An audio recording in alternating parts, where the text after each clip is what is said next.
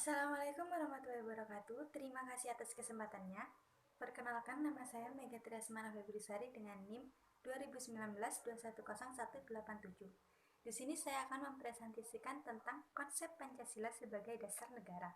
Yang pertama adalah konsep Pancasila sebagai ideologi negara. Ideologi negara merupakan kumpulan konsep bersistem yang dijadikan asas pendapat untuk memberikan tujuan kelangsungan hidup. Ada 4 tokoh pemikir ideologi. Yang pertama, Martin Schiller.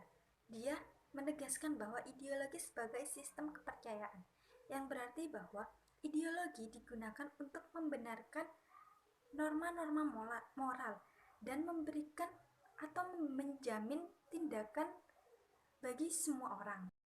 Yang kedua ada Alvin Goldner. Dia menegaskan bahwa ideologi sebagai proyek nasional. Ini menyebutkan bahwa ideologi digunakan dan dihubungkan dengan revolusi industri dan menghasilkan sebuah kapitalisme. Yang ketiga ada Paul Hertz. Paul Hertz menegaskan bahwa ideologi sebagai relasi sosial. Ini menegaskan bahwa ideologi merupakan sebagai gagasan politis yang dapat diperhitungkan dengan perhitungan politis. Selanjutnya, urgensi Pancasila sebagai ideologi negara. Pancasila sebagai ideologi negara menghadapi banyak tantangan. Salah satu tantangannya adalah globalisasi.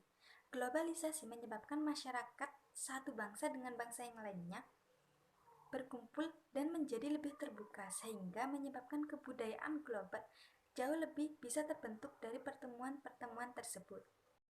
Baik, terima kasih. Sekian dari saya, akan dilanjutkan oleh rekan saya. Terima kasih atas kesempatannya. Nama saya Laili Husna Sukanim Putri dengan NIM 2019-2101189. Di sini saya akan menjelaskan mengenai alasan Pancasila perlu dikaji sebagai ideologi negara. Makna Pancasila sebagai ideologi nasional bangsa Indonesia adalah bahwa nilai-nilai yang terkandung dalam ideologi Pancasila itu menjadi cita-cita normatif bagi penyelenggara bernegara. Kemudian Pancasila juga menghadapi tantangan dari sikap dan perilaku, kemudian yang menyimpang dari norma-norma masyarakat umum. Tantangan itu meliputi terorisme dan narkoba.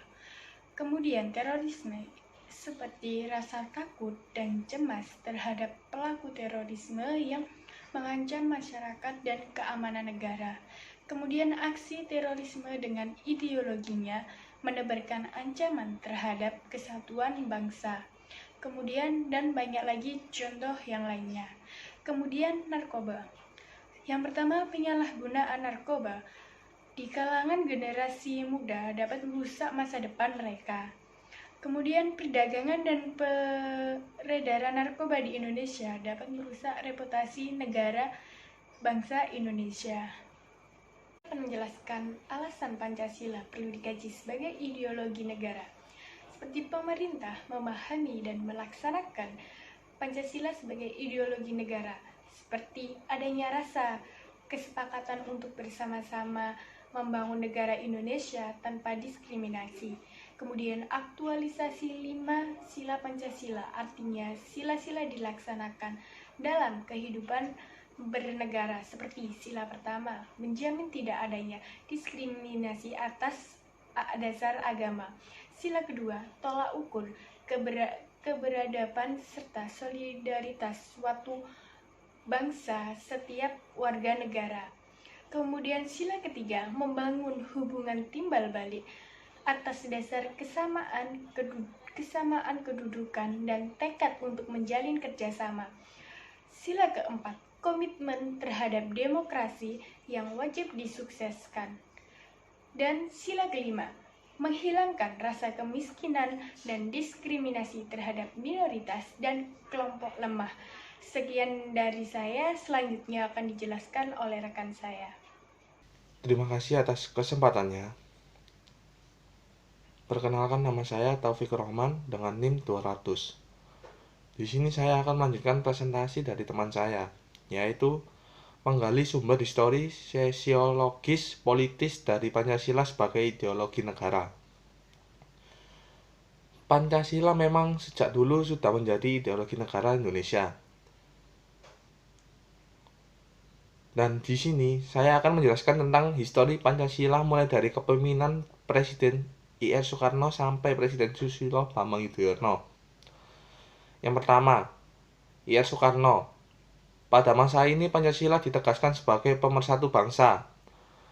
Penegasan ini diumumkan oleh Soekarno dalam pidato politiknya dalam kurun waktu 1945 sampai 1960.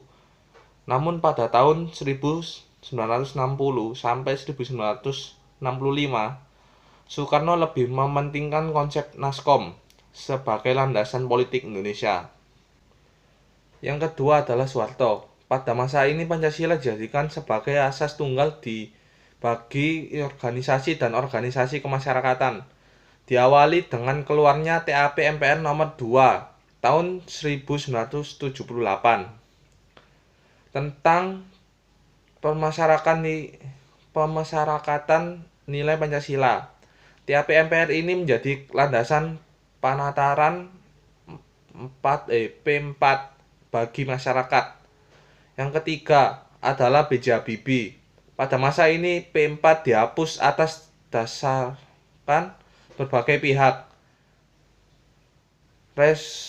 Resonansi Pancasila kurang bergema karena pemerintah Habibie disibukkan dengan politis.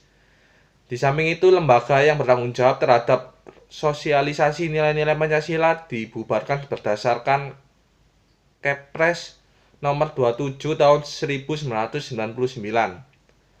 Sebenarnya dalam Kepres tersebut dinyatakan akan dibentuk, tetapi lembaga khusus yang mengkaji mengembangkan Pancasila hingga saat ini belum ada. Yang keempat adalah Abdurrahman Wahid. Pada masa ini muncul wawancara tentang penghapusan TAP nomor 115 MPRS tahun 1966 tentang pelanggaran PKI dan penyebarluasan ajaran komunisme. Pada masa ini yang lebih dominan adalah kebebasan berpendapat.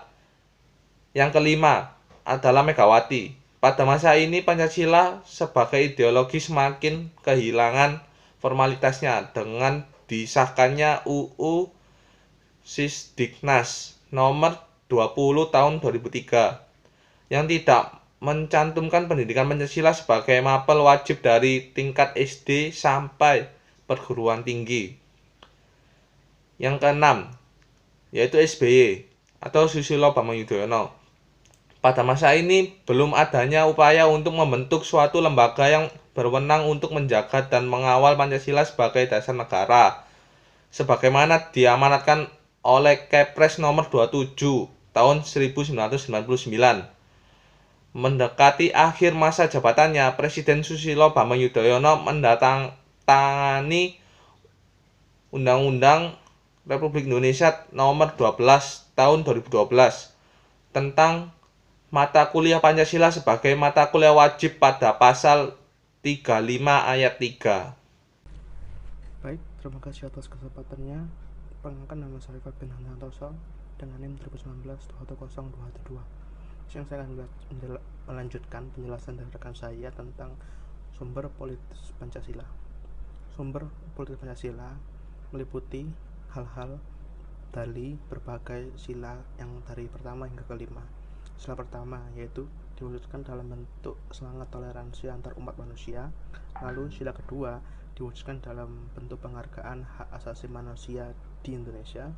Kemudian sila ketiga diwujudkan dalam mendahulukan kepentingan negara dan bangsa tanpa mendahulukan kepentingan pribadi, kelompok, baik atau partai.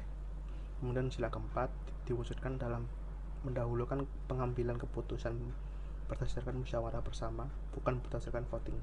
Kemudian sila kelima diwujudkan dalam bentuk tidak menyalahgunakan kekuasaan untuk memperkaya diri sendiri, kelompok, atau bahkan partai. Sekian dari saya, selanjutnya akan dijelaskan oleh rekan saya. Terima kasih. Assalamualaikum warahmatullahi wabarakatuh. Nama saya Muhammad Syaroni Abdan dengan NIM 2019-210218. Di sini saya akan mempresentasikan tentang menggali sumber historis, sosiologis, politis dari Pancasila sebagai ideologi negara. Sumber politis Pancasila ada 5, yaitu yang pertama adalah 1, bintang. Bintang diwujudkan dalam bentuk semangat toleransi antar umat beragama. Dan yang kedua adalah rantai. Diwujudkan penghargaan terhadap pelaksanaan hak asasi manusia di Indonesia. Dan yang ketiga adalah pohon beringin. Diwujudkan dalam mendahulukan kepentingan bangsa dan negara daripada kepentingan kelompok atau golongan. Dan yang keempat adalah kepala banteng. Diwujudkan dalam mendahulukan pengambilan keputusan berdasarkan musyawarah daripada voting. Dan yang kelima adalah padi dan kapas. Diwujudkan dalam bentuk tidak menyalahgunakan kekuasaan untuk memperkaya diri atau kelompok. Selanjutnya saya akan menjelaskan tentang argumen tentang dinamika dan tantangan Pancasila sebagai ideologi negara. Argumen tentang dinamika Pancasila sebagai ideologi negara dalam sejarah bangsa Indonesia memperlihatkan adanya pasang surut dalam pelaksanaan nilai-nilai Pancasila.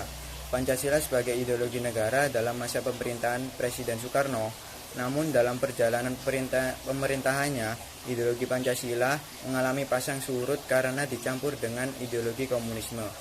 Pada masa era reformasi, Pancasila sebagai ideologi negara mengalami pasang surut dengan ditandai beberapa hal seperti enggaknya para pelanggan negara mewacanakan tentang Pancasila, bahkan berujung pada hilangnya Pancasila dari kurikulum nasional. Meskipun pada akhirnya timbul kesadaran penyelenggara negara tentang pentingnya pendidikan Pancasila di perguruan tinggi. Sekian dari saya. Wassalamualaikum warahmatullahi wabarakatuh.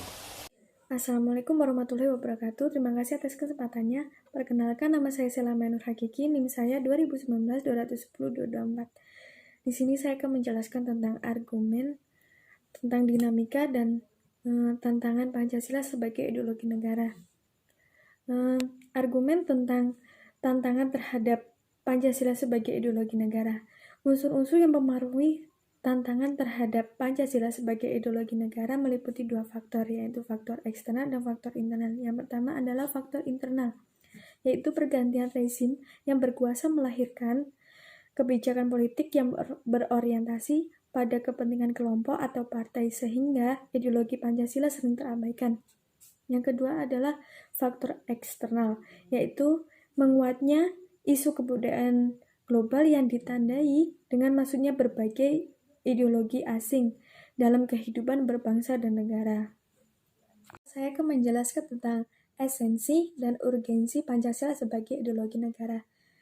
Hakikat Pancasila sebagai ideologi negara memiliki 3 dimensi, yaitu yang pertama dimensi realitas, yaitu mengandung makna bahwa nilai-nilai dasar yang terkandung dalam dirinya bersumber real. Yang kedua adalah dimensi idealitas, yaitu adalah mengandung cita-cita yang ingin dicapai dalam berbagai bidang kehidupan kemasyarakatan. Yang ketiga adalah dimensi fleksibilitas, yaitu mengandung reaksi atau kekuatan yang merangsang masyarakat untuk mengembangkan pemikirannya. Terima kasih.